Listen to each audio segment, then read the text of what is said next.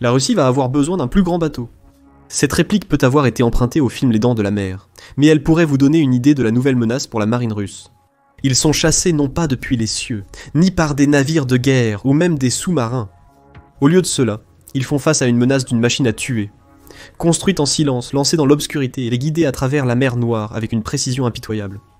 Il s'appelle le Catran, et c'est un prédateur d'eau de surface qui était lâché par l'Ukraine. Et vous allez tout découvrir à son sujet dans cette édition du Military Show. La Russie dominait autrefois la mer Noire, mais à la mi-2024, elle avait retiré son dernier grand navire de guerre de Crimée. Le drone aquatique sans pilote Catran, récemment dévoilé par l'Ukraine et développé par l'initiative de défense Brave One, s'ajoute désormais à l'arsenal croissant de systèmes qui ont rendu cela possible. Nom de code requin, lancé en avril 2023.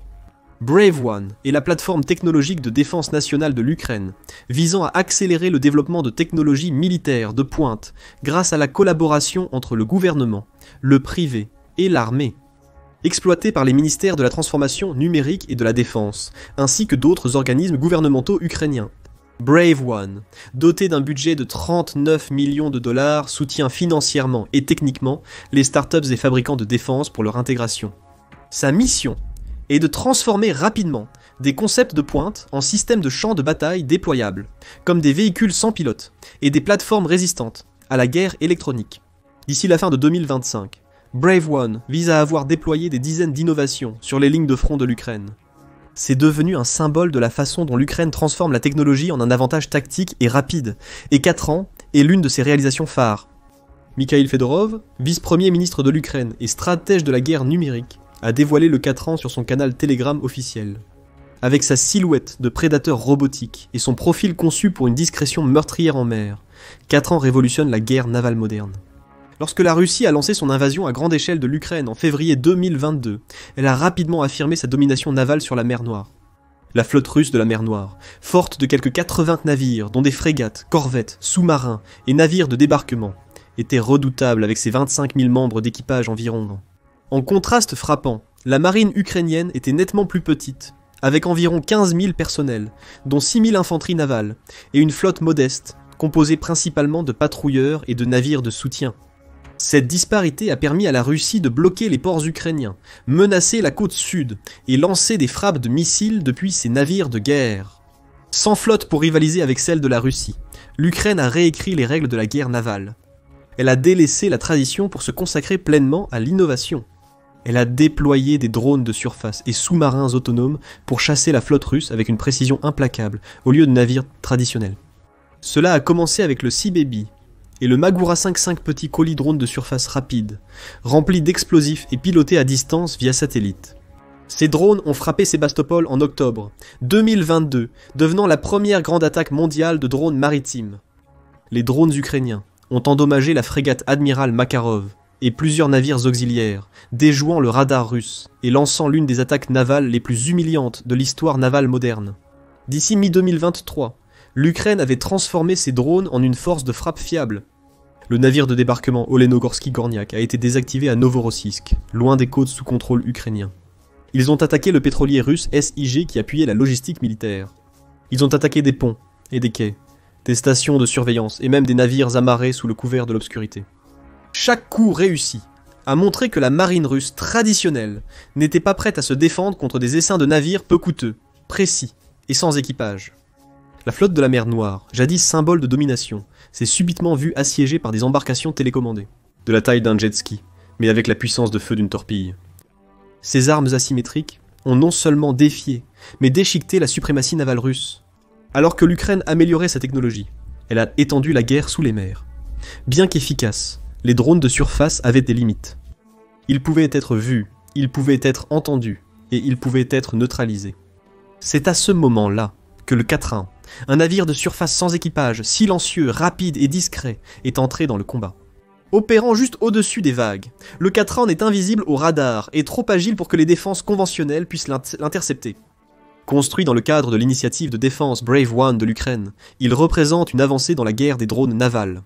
Le Catran, plus compact que les navires de surface Pontei, peut parcourir plus de 1000 km et frapper à 130 km/h. Armé de têtes explosives ou de torpilles compatibles OTAN, il peut couler un navire d'un seul coup dévastateur sous la ligne de flottaison, une capacité sans précédent pour la Russie.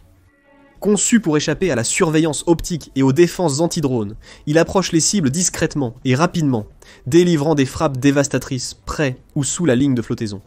Bien qu'il ne plonge pas comme un sous-marin, sa capacité à échapper à la détection et à livrer des charges explosives lui donne un avantage stratégique dans des eaux contestées comme la mer Noire, où chaque seconde et capteur est crucial, mais si sa discrétion impressionne, sa portée est tout autre. Le 4 ans a une portée opérationnelle de plus de 620 miles, l'une de ses caractéristiques les plus remarquables. Cette capacité de longue portée signifie qu'il peut être lancé de très loin en arrière, des lignes amicales, naviguer de façon autonome en eau libre, et atteindre des cibles navales fortement défendues, au cœur des zones sous contrôle russe. Sa capacité à couvrir de vastes distances sans avoir besoin d'un navire-mer ou d'une station de relais améliore considérablement la capacité de l'Ukraine à mener des opérations maritimes à haut risque sans exposer son propre personnel ou infrastructure. Il peut livrer tout cela rapidement, Katrin est aussi véloce. Avec une vitesse de pointe d'environ 80 miles par heure, il peut rapidement se rapprocher d'une cible ou se repositionner pour éviter une interception. Sa vitesse le rend difficile à suivre et à neutraliser une fois repéré. La majorité des systèmes de défense sont calibrés pour des submersibles ou drones de surface moins rapides, conférant à Katran un avantage clé en milieu disputé. Non seulement il est rapide comme l'éclair, mais il est aussi presque totalement silencieux grâce à sa propulsion électrique qui le fait glisser sur l'eau. Ce profil discret est essentiel dans les opérations navales, où être détecté peut être fatal. Le système électrique minimise non seulement le son, mais aussi les signatures thermiques et magnétiques, rendant incroyablement difficile sa détection par radar, infrarouge ou magnétomètre. Il n'annonce pas sa présence, il traque simplement, puis frappe, et quand il frappe, c'est comme un coup de marteau.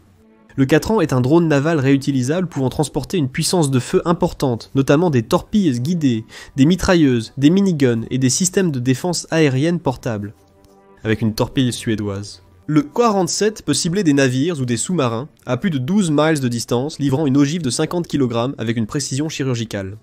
Le 4 ans est d'autant plus mortel qu'il est modulaire, pouvant échanger sa charge de guerre pour des charges spécifiques à la mission. Cela inclut des munitions standards de l'OTAN, comme la torpille 47 de la Suède, une torpille intelligente et légère conçue pour traquer et détruire les navires ennemis avec une précision chirurgicale. Le 4 ans d'un nageur silencieux devient un missile guidé qui atteint toujours sa cible. Mais même la charge utile la plus mortelle est inutile sans contrôle, et c'est là que le cerveau du 4 ans entre en jeu. Ce drone n'est pas seulement dangereux, il est autonome. Il utilise le système de positionnement global lié par satellite, la guidage inertiel et des algorithmes avancés d'évitement d'obstacles pour trouver son chemin à travers les eaux hostiles. Même lorsque le système de positionnement global est brouillé, ce que la Russie tente constamment, le 4 ans poursuit sa route. Il peut précartographier des itinéraires, réagir aux menaces en temps réel et se faufiler discrètement près des positions ennemies jusqu'au moment de l'attaque. Cela le rend parfait pour la collecte de renseignements et les éliminations de haute valeur, et le 4 ans n'a pas vraiment besoin d'une base d'accueil. Le missile peut être lancé depuis un camion, une plateforme côtière ou un quai caché, sans avoir besoin d'un navire de guerre ou d'un sous-marin. C'est une autre chose qui le rend dangereux, car la Russie ne sait pas d'où il vient, ni quand. Le 4 ans est d'autant plus redoutable qu'il peut intégrer des munitions standards de l'OTAN. La torpille 45, d'un calibre de 400 mm, allie guidage actif, passif, hydroacoustique, et filaire pour une précision optimale en milieu complexe. Son moteur électrique courant continu le propulse silencieusement, idéal pour les opérations furtives. La torpille peut être lancée depuis divers sous-marins, navires et hélicoptères.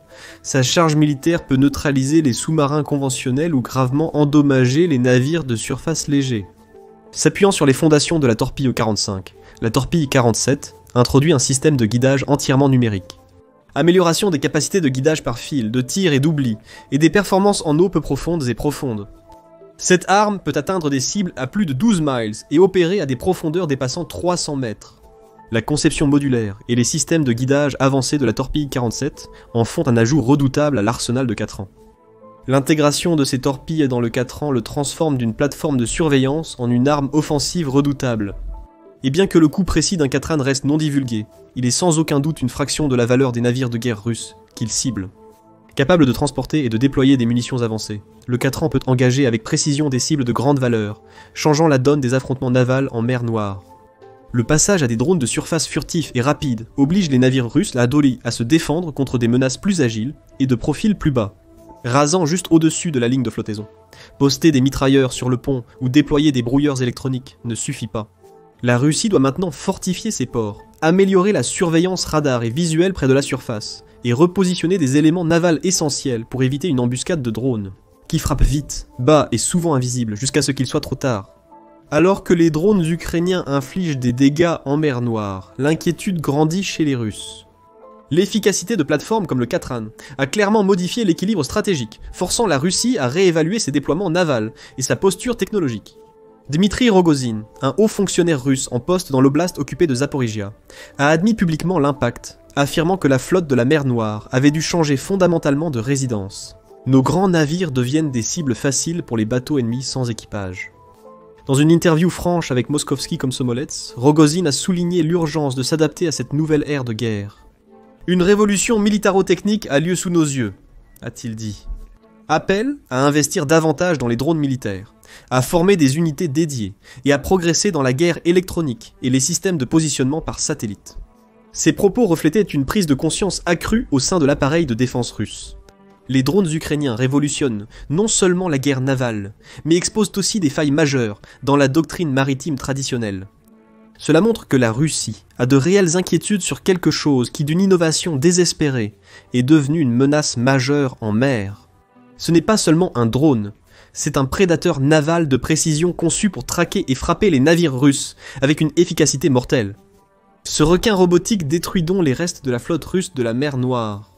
Cependant, la Russie ne reste pas inactive alors que sa flotte subit de lourdes pertes. Ils ont tenté de riposter et de chasser le Katran, mais avec un succès limité. Premièrement, ils recourent à la guerre électronique. La Russie utilise des brouilleurs, système de positionnement global pour perturber les signaux satellites sur la mer Noire, espérant ainsi aveugler les drones avant qu'ils ne puissent attaquer. Mais le Katran ne dépend pas seulement du système de positionnement global. Il possède des systèmes de navigation autonomes, probablement une guidance inertielle et des algorithmes de contrôle intégrés, lui permettant de poursuivre sa mission même dans les zones brouillées. Il ne s'arrête pas, s'adapte et chasse. Ensuite, les canons sont arrivés. Les patrouilleurs russes et les défenses côtières ont balayé les vagues. Les artilleurs navals guettaient les intrus rapides et discrets.